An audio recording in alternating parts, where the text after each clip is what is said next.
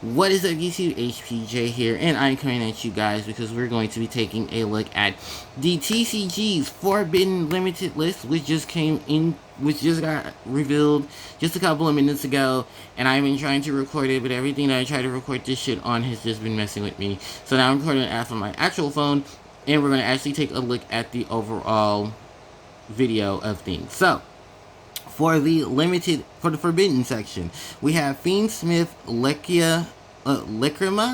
I don't know how to pronounce most of these things, so it is what it is. Appaloosa, the Bow of the Goddess. Hot Red Dragon, Archfiend King Calamity. Then Beatrice, the Eternal Lady. For the limited section, we have Eva, Snake Eyes Ash, Snake Eyes Popular. We have number 40 and number C40, the Gimmick Puppet of Strings and Gimmick Puppet of Dark Strings. Branded Fusion, Opening of the Spirit Gate. What was it? Oh, Pot of Prosperity, Sangan Summoning, The Grass Looks Greener, and Skill Drain at 1. For the semi-limited, we have Blaster, Redox, Tempest, and Tidal, the level 7 Dragon Rulers. Then we have Luna Light Tiger. We have Thunder Dragon Colossus and Ib, the World Chalice Jessica.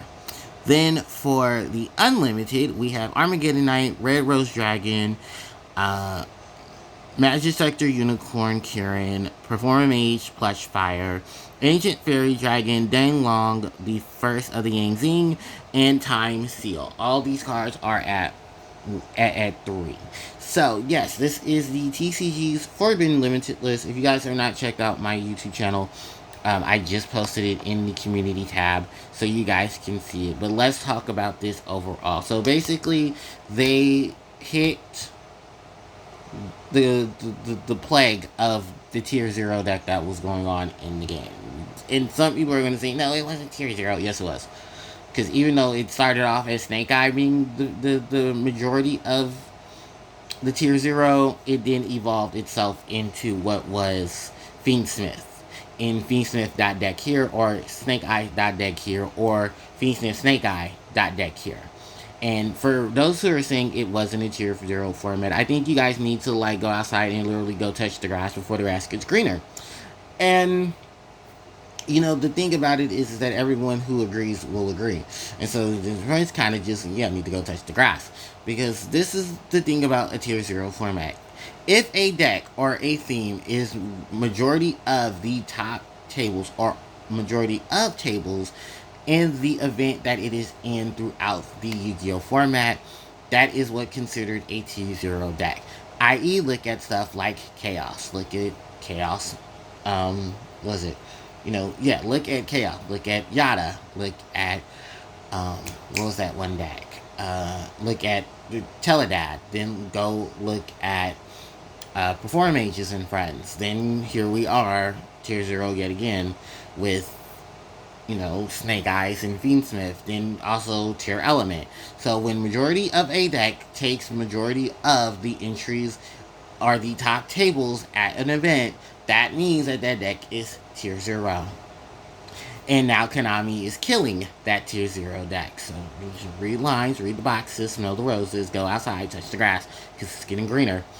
And this is what happens. So them hitting a majority of these decks at this point in time are smart ideas. Why? Because holy shit, there's a lot of shit going on that we wanted answered. And remember, a lot of Yu-Gi-Oh players said unless major changes were going to happen, which now have happened, they were going to go play local. Now, I think this doesn't make sense for the Forbidden Limited List. That kind of just stretches itself into the whole issue that was going on with prices as well. So that's for a whole different video. But we're going to take the majority of this video to actually talk about what's going on overall. Which is, yeah, we're looking at the recovery of what happened with tier 0 and how Konami is trying to balance things out now because the Hellstorm has already occurred. So by hitting Fiendsmith Lacria and hitting Beatrice Lady of the Eternal, that is a big hit to the decks that use them to try to benefit in terms of, yeah, we know we're tier 0, we know we have a lot of resources, we just don't give a fuck. And now they have to actually give a fuck, because now if they want Snake Eyes to remain at top tier, they're gonna have to find other ways to mitigate the deck. I don't know what they're doing because I never played either one. So, also shout outs to the Burning Abyss players. You just lost Beatrice, and I know that's hard. And I know many of you are gonna be crying because holy shit, you guys wanted, you were playing your little PK Fire stuff, but now there's no Eternal Lady. So I really don't know how they're gonna function, but they'll probably function as a good casual deck. It's like the many of us. Appaloosa the Bow of the Goddess. And fuck, I don't have another level 4 monster now. I have to do different resources of shit. But poor Appaloosa. But I understand why Appaloosa got hit. Appaloosa was very generic. Appaloosa was an Omni Negate. Appaloosa had a lot of ways to make Appaloosa. And it was only a matter of time before they hit Appaloosa. I think at a point in time that, yeah, Appaloosa without a once per turn situation was definitely going to be hit, especially because a lot of decks were making Appaloosa with ease. So, it's just one of those situations where things happen. Other than that, the only one left is Hot Red Dragon Archfiend King Calamities, and that's simply just because Dragon Link and Dragon decks that easily make it. Not even just the basic Dragon decks. I mean, shit, if you're a Synchro deck and you can get into this monster, you have no worries. And with a lot of stuff that this monster poses, yeah, no, this thing had to be hit. It took it a while, but it did. Now we have the long list of all the limited cards here. Ava coming back is probably to boost up Drytron because they're going to get new support soon, and the fact that Ava was such a highly used monster for ritual decks, even to the point where Drytron was definitely a high tier deck because of Ava. If you guys don't know who Ava is, Ava came in that light counter fairy structure deck a few years back. And the gimmick of that monster was basically to basically be used to search for other light monsters or fairy monsters. And in conjunction with Drytron, you can go search for Benton, you can search for Herald of Orange Light, and use those monsters to then do a lot of effects of negating cards or being used as tribute for ritual summons and stuff like that. I do believe Ava had a level limit, so do forgive me for not remembering that because I never really played the deck to play Ava. I just bought the structure decks to buy all the other stuff to play all the other stuff in the deck. Snake Eyes getting hit once again. They have only one Ash and one Poplar. We saw that coming. They hit the Gimmick Puppets by hitting both of the Exceed monsters, the Gimmick Puppet of Strings and its Chaos form, Gimmick Puppet of Dark Strings, because of the Gimmick Puppet FTK. In addition to that, Branded Fusion got hit because, Branded Fusion decks were, just Branded was just ridiculous. Opposing of the, what was it? Oh yeah, Offerings of the Spirit Gates. That actually, I believe, has to do with Yubel in Fiendsmith. Which is funny, is this the only card that they hit. But, hey, if it does things to search out for things, they're going to hit it eventually. Now, if it's not that card, it's probably the card for the normal monsters, the Tenpai Dragons. Because I also see Sangan summoning on here as well. So, they hit Tenpai to lower Tenpai's, massive playability. Pot of Prosperity was just a flood of search power. That was just abusable. Shout out to us for Wanderers players, because now we only have one pot. A good thing I still kept my pot of Extravagance around, so I'll be alright. And then the grass looks greener. For a card that I never thought would see play again, it's now seen play again. Shout out to all those who are buying out Maxx C's and still no Maxx C. I guess you'll wait till November. And, yeah, this is a card that is probably just getting its ups, because there'll probably just be another way for other decks to probably, fester this card. For those who don't know what it does, the Grassless Greener was a card that came out in, 2017. And its effect was that if you milled cards from your deck based off of the difference between you and your opponent, how many cards you and your opponent have in your deck. So if your opponent had less cards than you, you would basically mill till you had that mean amount of cards. And you only use one Grasslick Screener per turn. And what this generated was a lot of decks that relied on their graveyard having cards milled, or their deck being filled with cards to then benefit from effects by using them. whether it's, special summoning those monsters that have been milled, being able to use those monsters to banish to then special summon other monsters, or being able to banish cards in the grave to search out for things or blow up cards. And yes, if you're thinking Life Swarm, that was one of them. Infernoid was another reason. And one other thing was like the 60 card decks that were built around it, just to benefit from it. And trust me, there were a lot of them. So yeah, seeing this card come back is revolutionary, but I want to see how solid it will be. Then we have Skill Drain getting hit to 1 as another wave of those continuous trap cards that were very anti-meta getting another hit. And Skill Drain was probably one of the biggest of the anti-meta because this card just did no monster effects on the field.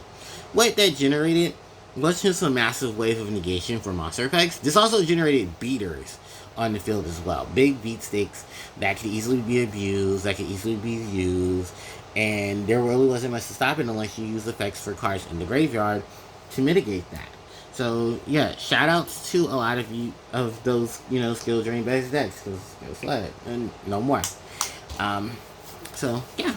Then we move over to the semi-limited section, where now we see that all dragon rulers are at 2. Blaster, Redox, Tidal, and Tempest are now at 2. Does this mean we're going to see the return of the dragon rulers?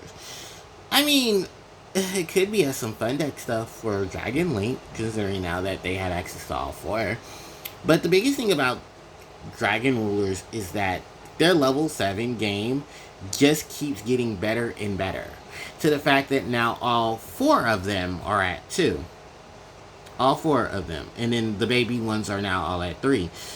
I don't think Dragon Ruler would be such a meta deck, but I know it's going to have some purpose to it, to where it, is still viable.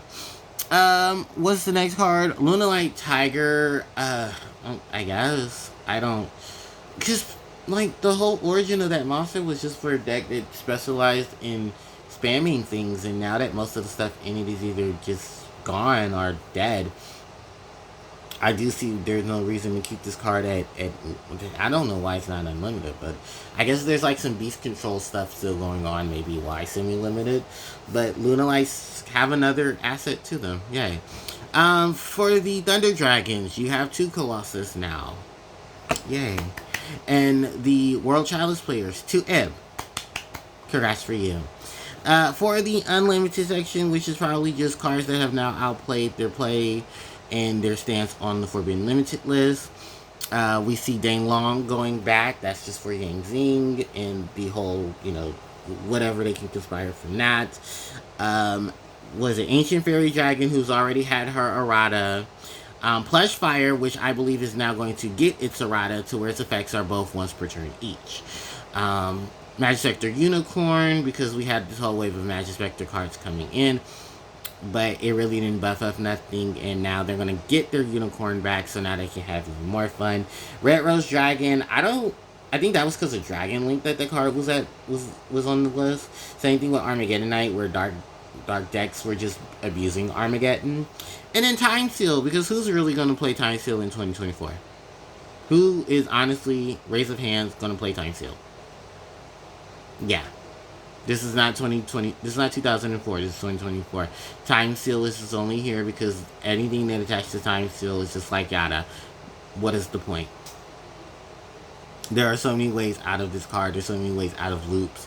Like, decks don't really care too much. It's like, oh, I'm going to skip your draw phase. Okay, but guess what? I want to use, like, these other 5 cards in my hand to draw.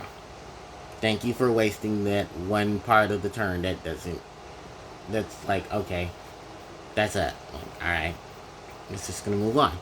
So, what are my overall things? Well, let's talk about all the elephants in the room.